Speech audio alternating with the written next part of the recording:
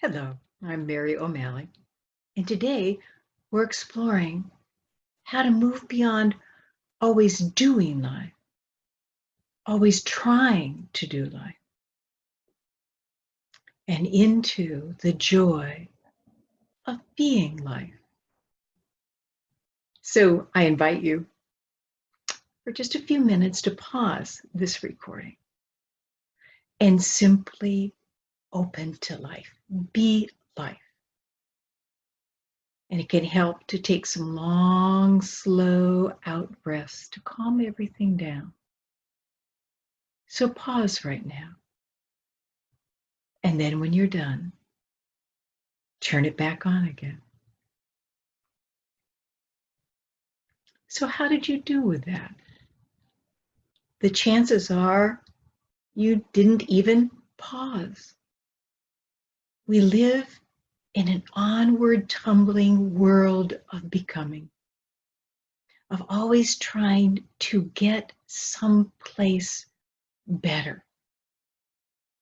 If you had a video of a downtown city, and with all the cars and the people, and then you fast forward it, when you see this wild, frenetic rush everywhere. And if you could take a video of your mind, you would see that oftentimes that's how your mind is. It's always doing, trying,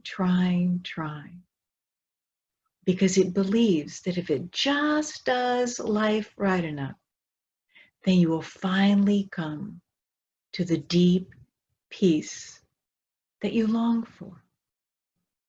And yet all this doing and trying is heart killing. All this doing and trying keeps us just caught in the world of our minds, cut off from the presence, from the ability to simply be life that we long for. For everything that you long for, what you truly long for is to simply be. Remember the Beatles song, Mother Mary said to me, singing words of wisdom, let it be. But in order to know that place, we need to first see how busy our minds are and how much they are run by these voices that say, we're not okay as we are. We're not enough. We should be more of this. We should be less than that. Life should look different. If this was happened, if I made more money or I lost more weight or I found my soulmate, then everything would finally be okay. But that is just the world of the mind. And it cuts you off from the experience of truly being alive. So my invitation for you is to get to know how much you try to be what you think you should be, and how much the mind judges how you are doing. And if you doubt that, just think of the last time that you had to speak in front of a group of people, even if it was just your family or an audience of 100 people.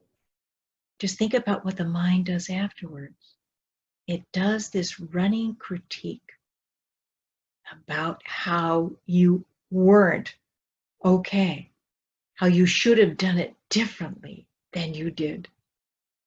That is one of the heart-killing parts of doing life, of trying to do life, is this judgmental quality in our mind that is always critiquing how we're doing.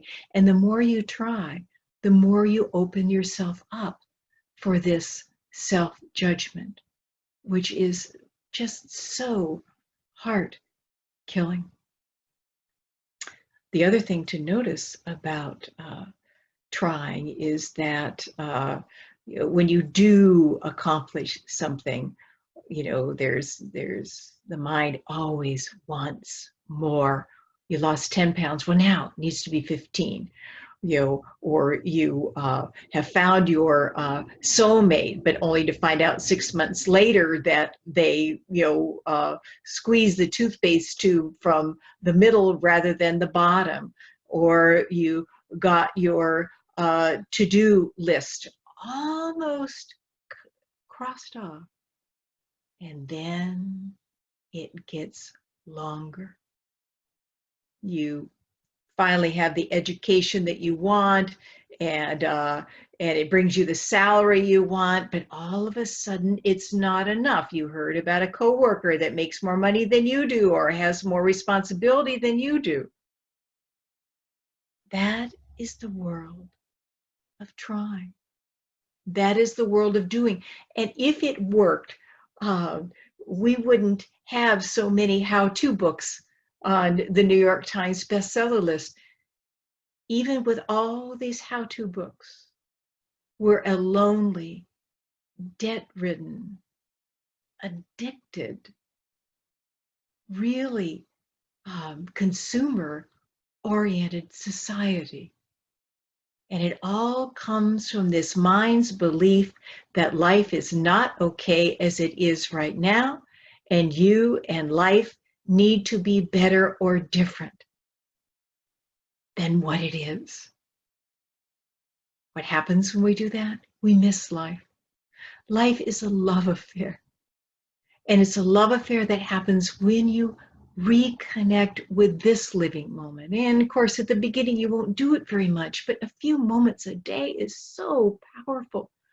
And you begin to be able to really taste that peach, or really hear the birds sing in the morning in their love affair with life. Or you begin to be able just to rest on your porch at night and simply open to the beauty of the evening. This is what we long for, is to have our attention come out of our mind and connect with life as it is right now.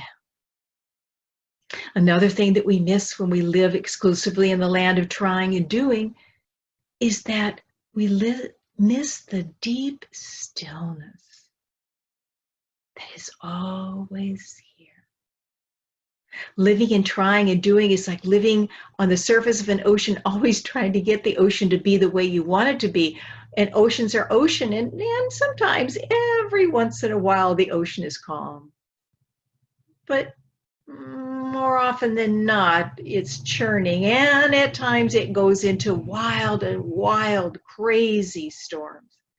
That's what it's like to live in the ocean of our minds. And yet, even in a hurricane, in the ocean, it is calm, just a few feet below the surface.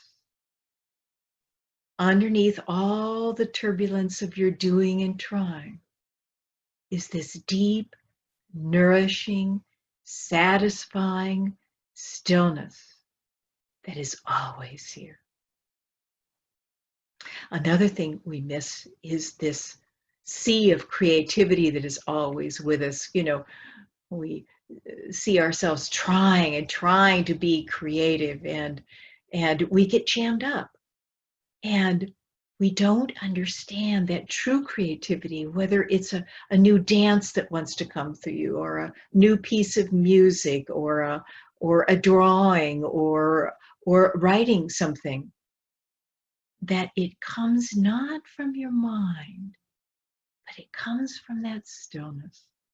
Einstein once said that, his insights didn't come from his mind.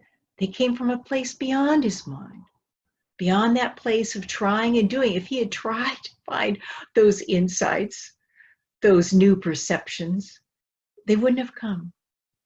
But he became still. And out of that came E equals MC squared. So it is scary to let go of exclusively living and trying and doing, because we feel that's where accomplishment is. And we may accomplish something, but nothing compared to when we learn how to relax into life. the wonderful Buddhist monk Thich Nhat Hanh, who he was in the right smack dab in the middle of the Vietnam War, and he made such a difference that Martin Luther King actually nominated him for the Nobel Peace Prize. And since that time, he's written many, many books, and he has a wonderful turn of phrase. Rather than saying, "Don't sit there, do something," he says, "Don't do something, sit there." Because, as we have explored, this love affair with life reveals itself. This nourishing deep stillness reveals itself. This trust in life reveals itself. And this deep well of creativity that holds why you have been given the gift of life, it begins to reveal itself. My agent once asked me, do I ever get writer's block? And I said, no. And she said, well, you're the only writer I work with that doesn't get writer's block. And I said to her, that's because I know I'm not the one that's writing. I just turn it over to life, and then I listen, and then I feel my way through what wants to be said. So I'm not saying let go of trying and doing. You know, we need our minds. They're a wonderful tool for maneuvering through reality, but they're a horrible master. And so I'm not saying don't try, don't do, but begin to add being. Begin to add moments in your life where you just rest here.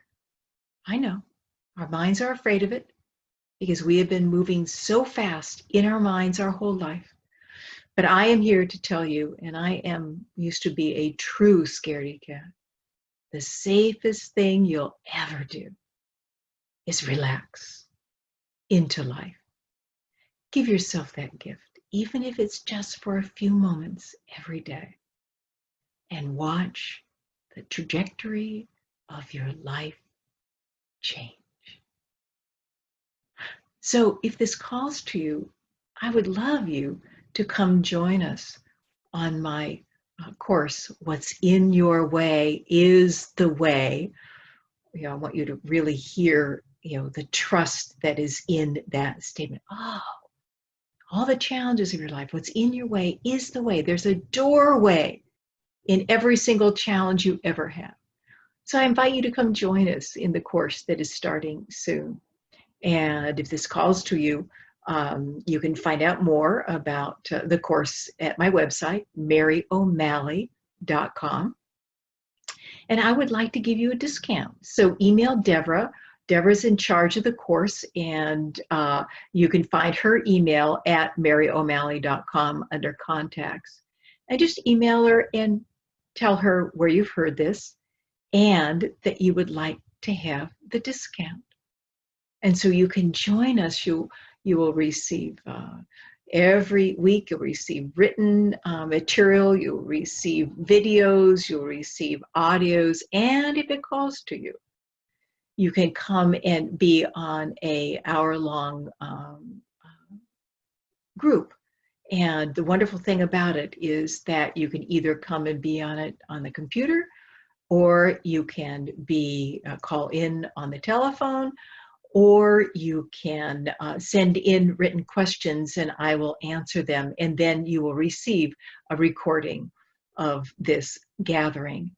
And so it's a place to gather together with other people that are exploring the art of being life rather than doing life. And it's a place where you can get so many of your questions answered.